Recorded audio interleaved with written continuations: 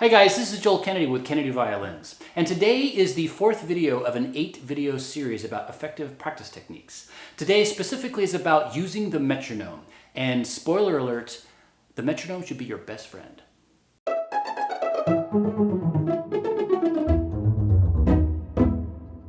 So why use a metronome for every practice session? Well, there's two primary reasons. Number one, the metronome is perfection. And so if you use a metronome during practice, the perfection of that metronome will rub off on just about everything that you do with your instrument. And so everything that you do will be just a little bit closer to perfection. So the second reason is that the metronome adds consistency to your practice session.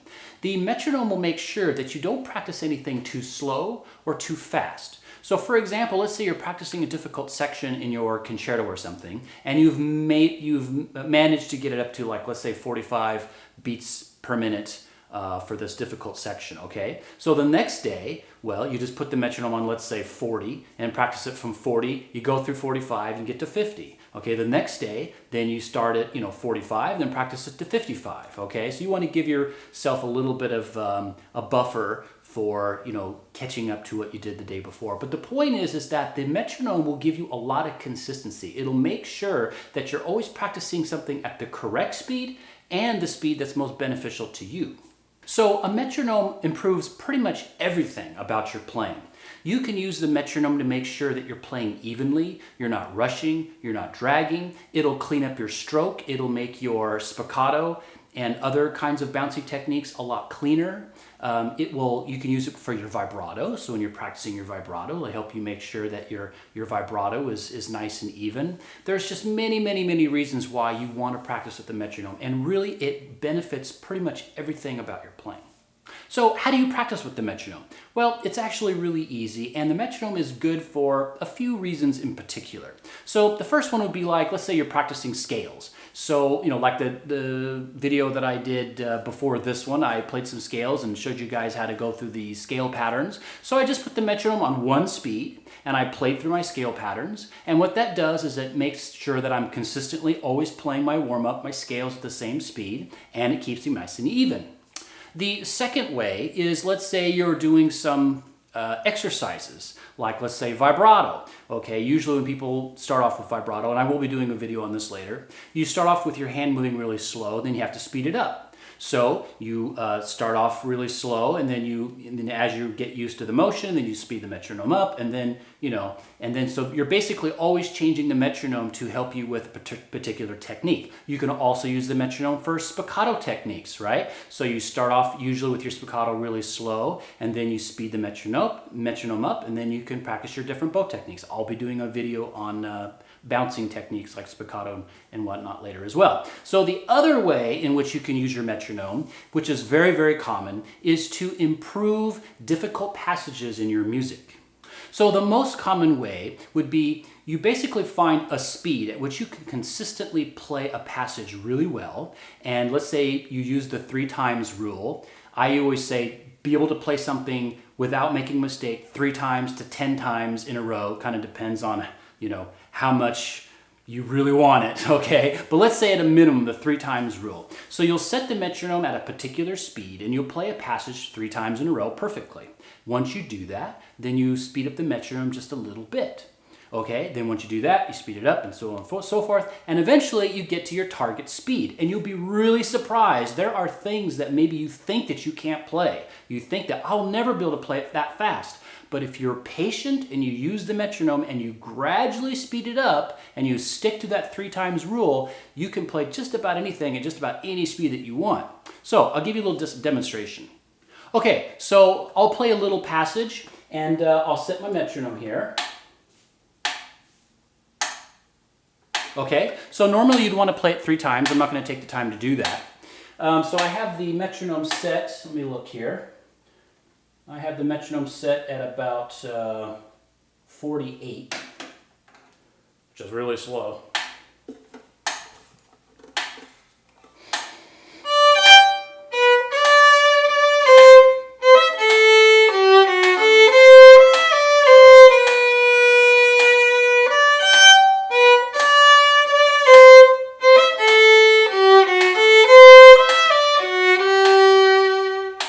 Okay, so let's say I did that 3 times perfectly. Okay, so now I'm going to speed up the metronome to, let's say 50, 55. Okay, around 54. Around 54. Not a whole lot of difference.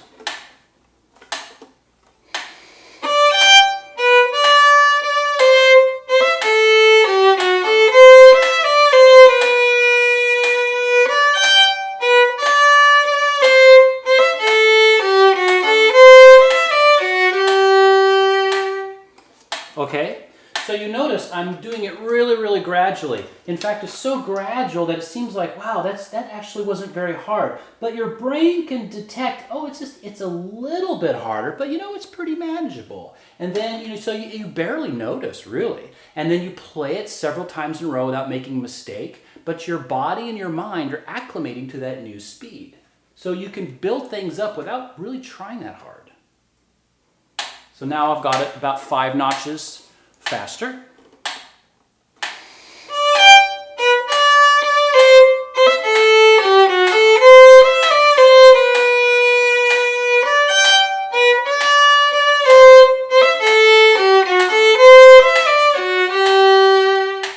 Okay, so I won't bore you with going through all the little different speeds, but eventually, right, you can, let's say your goal speed was like, I don't know, 76.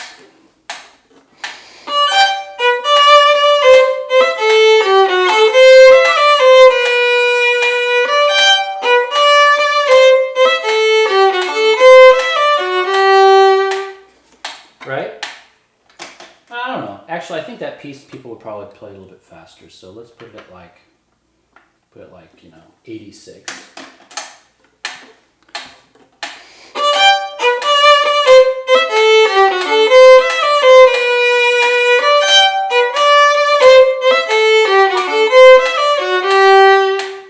Okay, so you can go on and on and on and on. You can play it faster and faster and faster. But the point is that you incrementally speed up the metronome so you can tell that it's faster, but it's not really that hard. And just make sure you can play it. Keep on playing it, you know, without making a mistake. Remember, the magic of practice is the more times that you can play something correct, the better. That's really what practicing is. Playing something correct as many times as you can.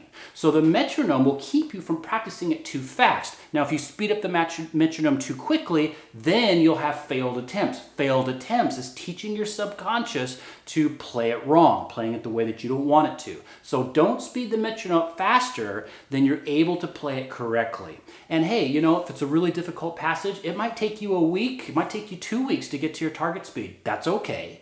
Because the fact of the matter is that by using this technique and by being patient, you'll be able to play just about anything that you want.